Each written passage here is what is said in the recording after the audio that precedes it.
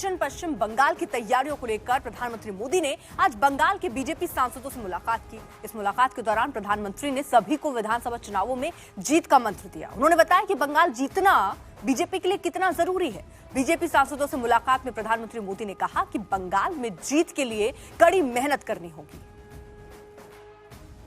बंगाल के सारे member of parliament, Lok Sabha, Rajya Sabha, प्रधानमंत्री जी से मिलना हुआ और जब भी उनसे मिलते हैं एक नई ऊर्जा मिलती है और कुछ नई जानकारी भी मिलता है।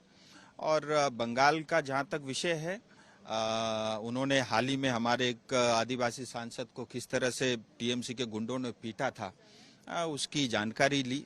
दार्जिलिंग में जो लैंडस्लाइड के कारण 1000 से ज्यादा घर बह गए, भारी नुकसान हुआ और किसी तरह का सहयोग राज्य से नहीं मिला, जबकि एसडीआरएफ फंड के अंतर्गत 5 साल में डिजास्टर के लिए केंद्र सरकार ने पश्चिम बंगाल सरकार को 5000 करोड़ रुपए दिया था। उसके बावजूद भी अठन्नी हमको नहीं मिली। ये सब विषयों के ऊपर में भी चर्चा हुआ और विशेष करके जिन कठिन परिस्थिति में हमारे कार्यकर्ता संघर्ष करते हैं, काम करते हैं और भारतीय जनता पार्टी संगठन के लिए, सेवा के लिए समर्पित होकर काम करते हैं, उसकी उन्होंने इसकी भूरी भूरी तारीफ की। और मुझे लगता है हम सब अब नई ऊर्जा के साथ और अधिक मेहनत के साथ लगेंगे।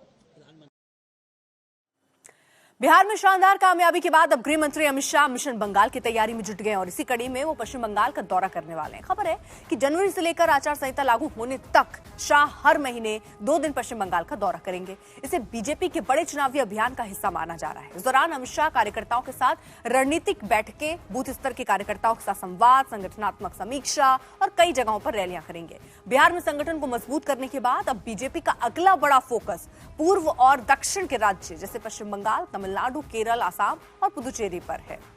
उधर मालदा में ममता बनर्जी ने रैली की है। एनटीए एसआईआर रैली को संबोधित करते हुए ममता बनर्जी ने आरोप लगाया कि केंद्र पैसे नहीं दे रहा है, सिर्फ टैक्स ले रहा है। ममता ने यह भी आरोप लगाया कि देश में एमरजेंसी जैसे हालात हैं। केंद्र सरकार पर हमला बोलते हुए ममता ने कहा कि केंद्र में हमेशा एनडीए की सत्ता नहीं रहेगी। ममता ने रैली के दौरान बिहार में हो रहे बुलडोजर एक्शन को लेकर भी एनडीए सरकार को घेरा है।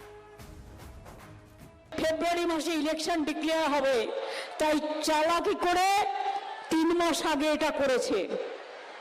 এটা অমিত শাহ করেছে, হোম মিনিস্টার, যাতে আইদার ইলেকশন বন্ধ করো, এসআইআর না মানলে গভর্নমেন্ট ফেলে দাও আর তা না হলে এসআইআর করবাও।